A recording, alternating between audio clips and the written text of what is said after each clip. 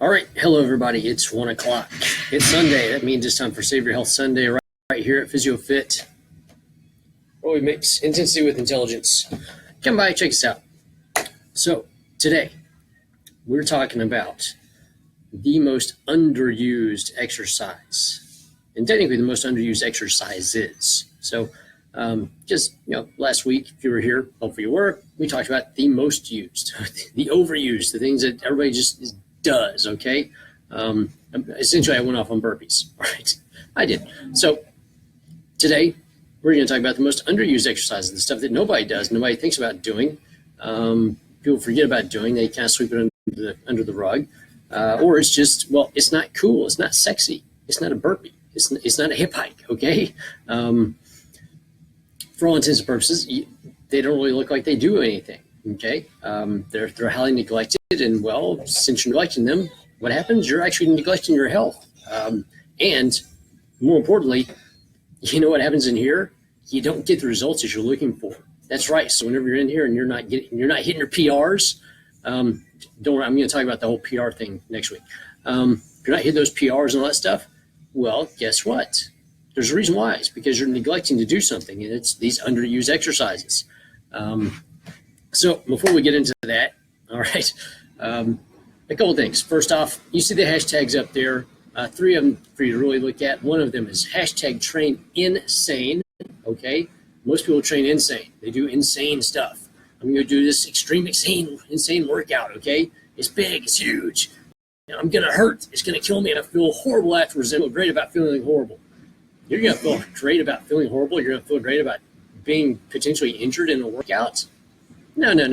That's not how it's supposed to happen. Okay, if you walk out of a workout and you feel horrible after it, guess what? You have just injured yourself. You've done yourself no favor, especially when you're first starting out.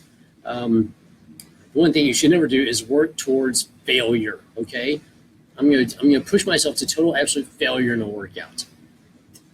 That's going to lead to major destruction later on. Okay, you should push yourself for success. Okay, aim for success.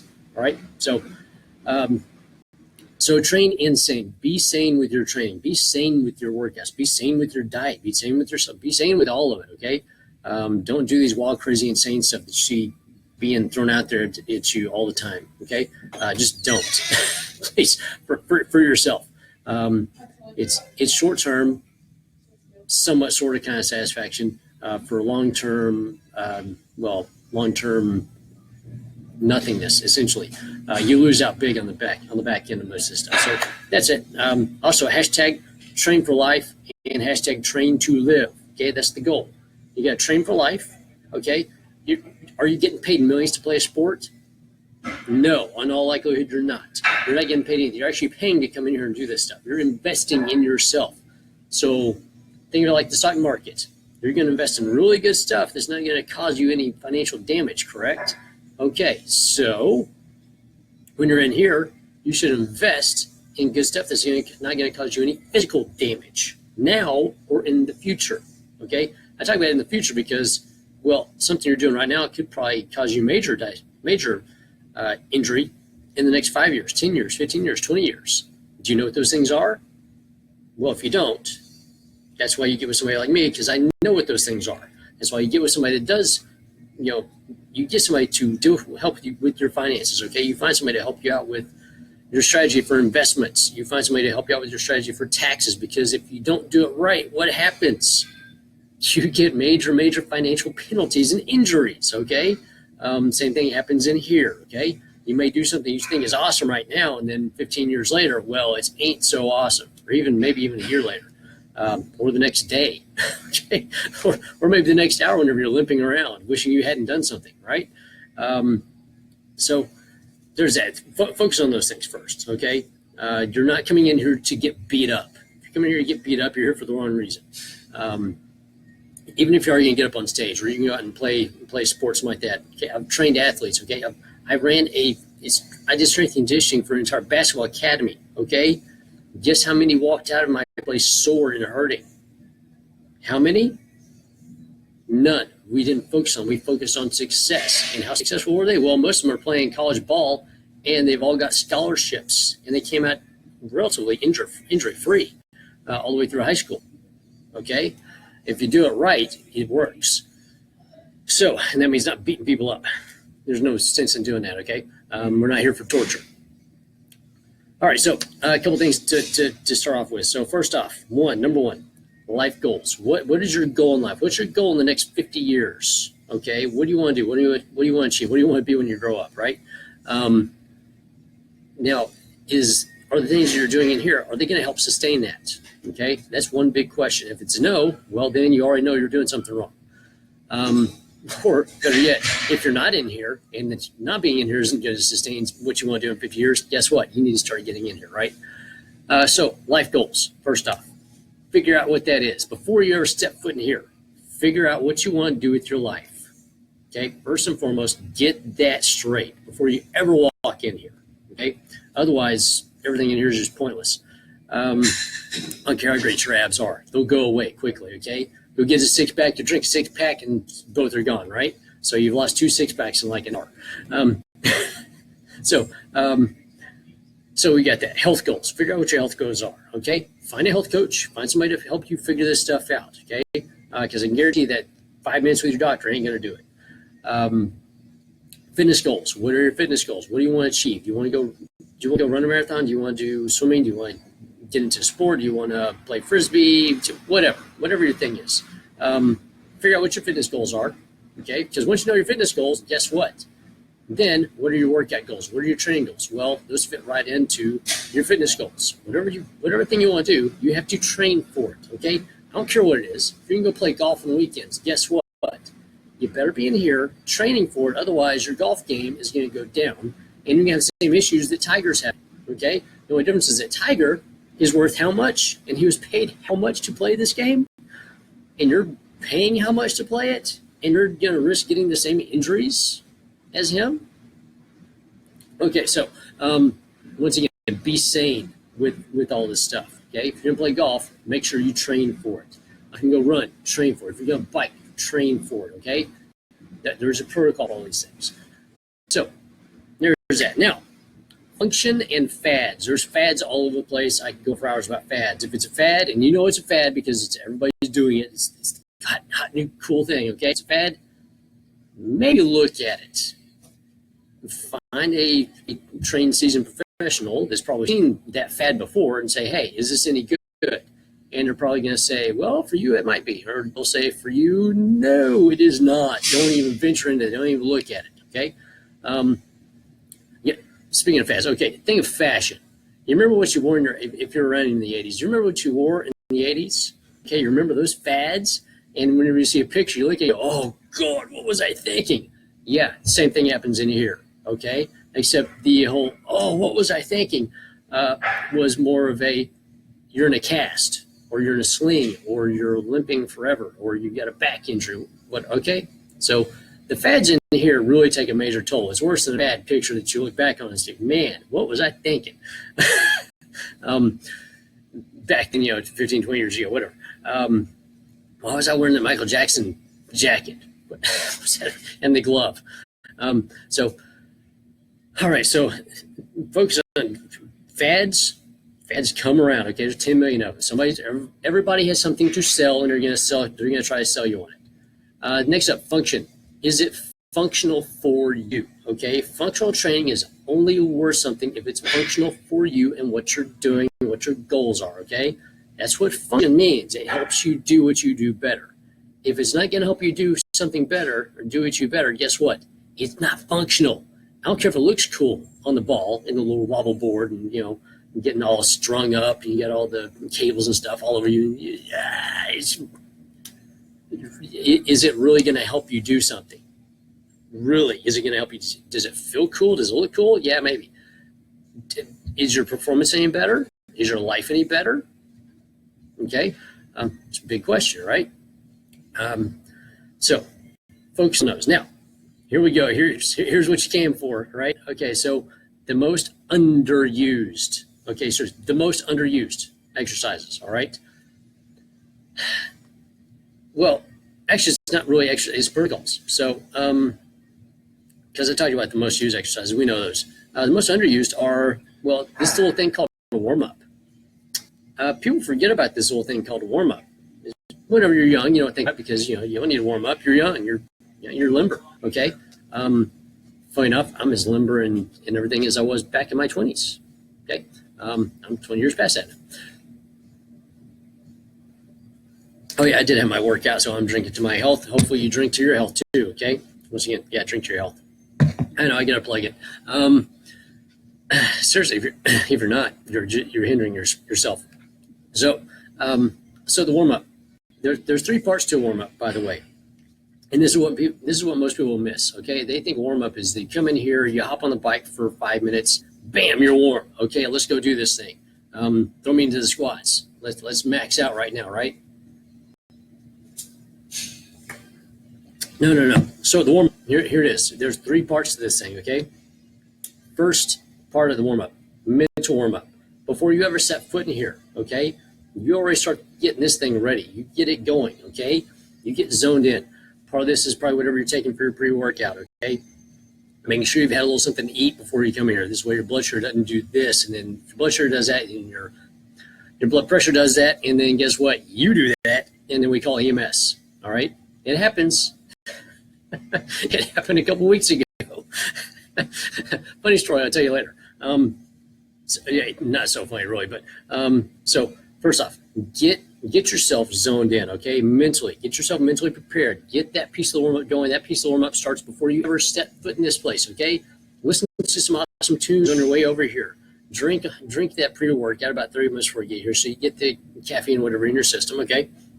You get all nice and jazzed up, and then put your clothes on, okay? Seriously, your workout. Get some really good workout gear. Can I suggest some right quick?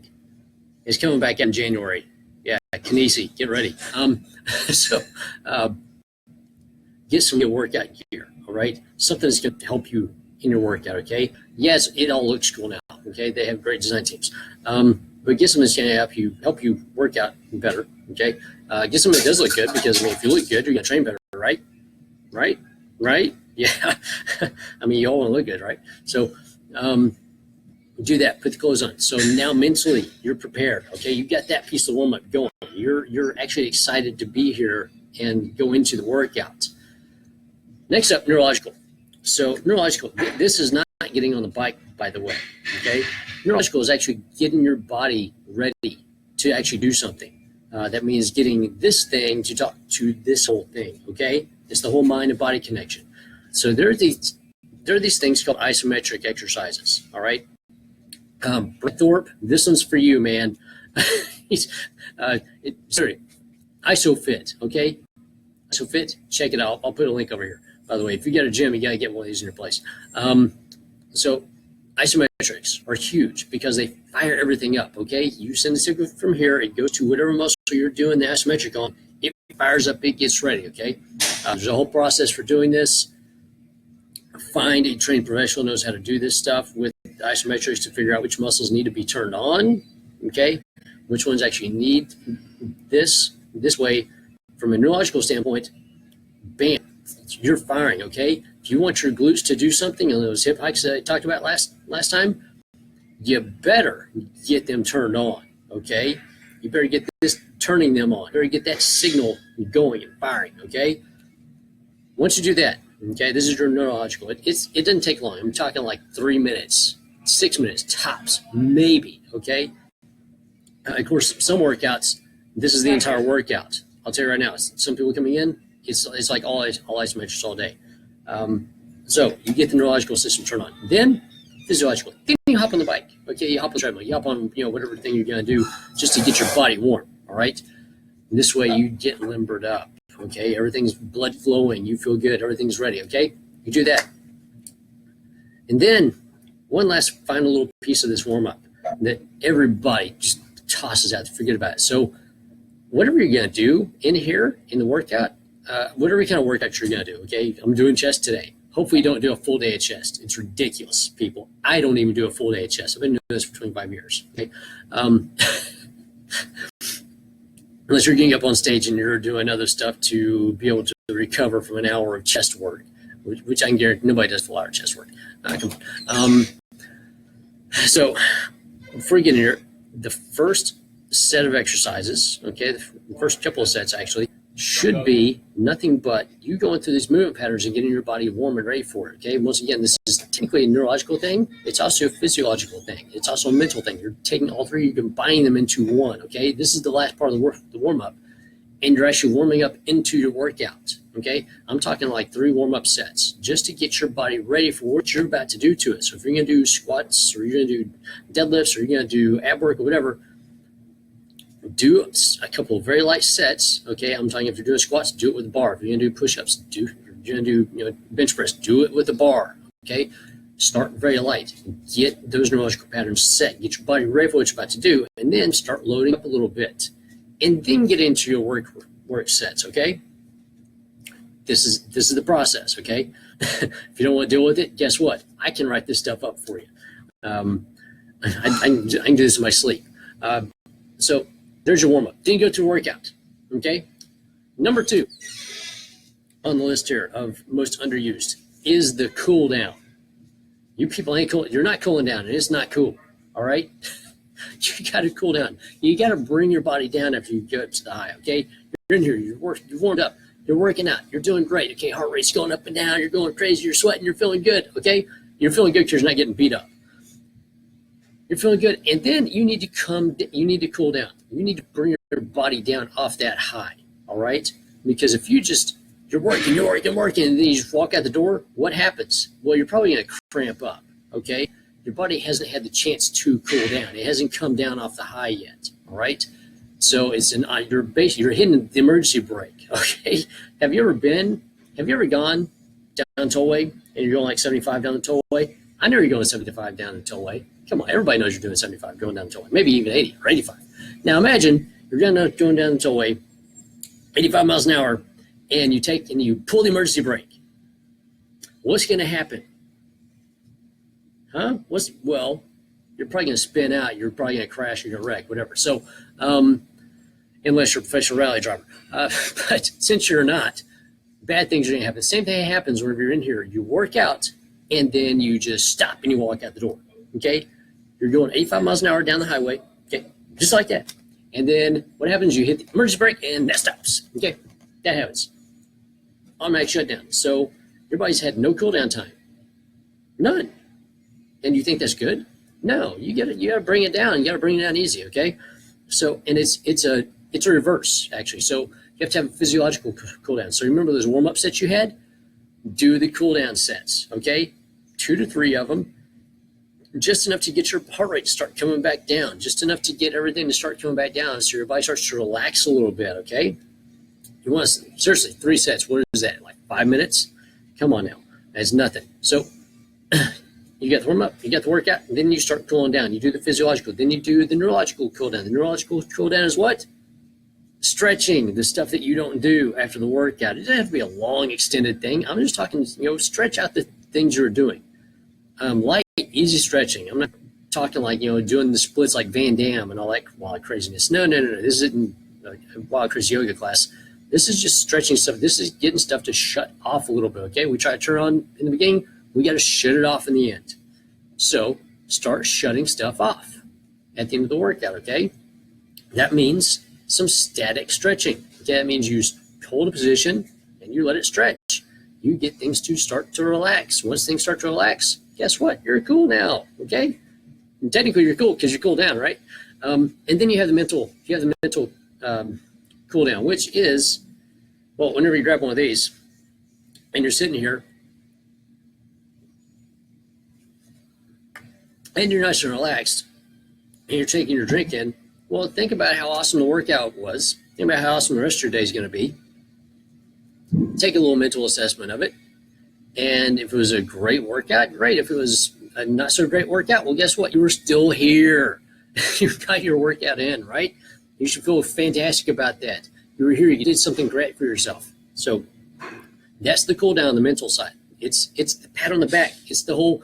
You walk back in here, okay, in the locker room, you take your shirt off, and you look at her and go, "How you doing?" Okay? That's your cool down right there. Have you? Yes, you have. You have. You've walked by the mirror after workout, after you've been working for a while, and you make some progress, and you look over and give yourself a little joy. How you doing? Yeah. because, well, you're looking good, you feel good, right? And it's fun to do that to yourself, right?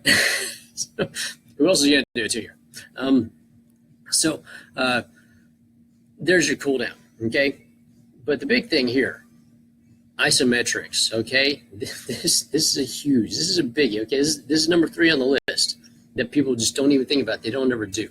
Isometrics are huge. They're monumental, absolutely monumental for getting this thing and this thing to start talking together and working and functioning together. That's why whenever you walk in there and you're doing your workouts, everything's clicking, okay? Because you've got it all turned on, okay? You want everything turned on when you're in here. Yeah, I know everybody does the whole rolly thing, okay? Yeah, those are fine. I'd hold off on that for after the workout. But isometrics are huge. They're monumental. You have, if you've never done them, start. Well, I would say start incorporating them in your workout. Find somebody to help you start putting these into your workout, okay? Because there's a whole methodology behind this. You gotta know what you're doing. It's not like you're gonna really mess yourself up, but well, there's no reason to be doing something you don't need to be doing. You don't need to be doing it, okay? So if you just do isometrics for everything, well, it's probably not going to be needed. You need it for specific certain things, okay? And there are specific protocols and how long you hold them and all that stuff. So realize it's not just a quick, easy, hey, I'm just going to do some isometrics. Planks are technically isometrics, technically, okay? So technically they're not isometric push-up, sort of, kind of. Anyway, so there's that. Those are the 3 most underused: the warm-up, the cool-down, and isometrics. I'm telling you, people, isometrics are a lifesaver. They're a joint saver. They're a muscle saver. They're a stress saver. They're a saver of all sorts. They're actually a lifesaver. So, interesting study came out looking at isometric exercise and its relationship in blood pressure. It actually does this to blood pressure, brings it down and normalizes it. Yeah, pretty cool, huh? Right? Brad, that's for you, by the way. Seriously, I'm going to post a little thing for the AstroFit thing. It's awesome product. It's phenomenal. Great job on that, by the way. He's one of the RTS guys out there. If you're looking for a trainer, find somebody who's been through RTS, okay? I'm just going to tell you right now. Very smart people. Some of them turn into health engineers. Some of them produce really cool stuff like that, like the AstroFit. So anyway, yeah, I know I'm pushing it, right? It's an awesome product, or it's an awesome machine, an awesome piece of equipment. So there's that. Come back next week. Next week I'm going to talk about PRs and overtraining, because it's a reality. And then after that, we're going to talk about undertraining, because that's a major reality too. So there's a nice even middle ground between those two. Some people go too nutty on the PRs, and some people go too nutty on the undertraining in an attempt for PRs, which I've seen on occasion. Anyway, so have a great Sunday. Hope you enjoyed it. Like I said, if you get a chance, come by here, this place, PhysioFit, where we mix intensity with intelligence, and we're right there in the corner. So Midway, Trinity Mills, very easy to find. Actually, we're right behind McDonald's. I get mooned by McDonald's every day. Do you know how much this pains me? I have to look at the back of McDonald's every day and watch people go through that drive-through all day long, every day, with all the information that's out there. The fact that everybody, I'm not gonna say watch What the Health, but it's out there, and of course everybody's doing the vegan thing. I may do one special show just on that, because the nuttiness of it. Anyway, so but yeah, even with all the information out there, you got too many people driving through that thing and not coming over here. Okay, that tells you why we are where we are with health and healthcare in the U.S. Okay, it's all about you taking care of your health. Not somebody in D.C. They don't care about your health. They care about what's going on in your pocket. You take care of your health. Reform how you care for your health. Okay, personal healthcare reform. Something I've been doing for 10 years now. So if you want to reform how you care for your health, come see me. I got a much better deal for you than anything in the insurance market, okay? Best insurance ever. the best ever. So there's that. Have a great day. Come out next week. I will try to be entertaining.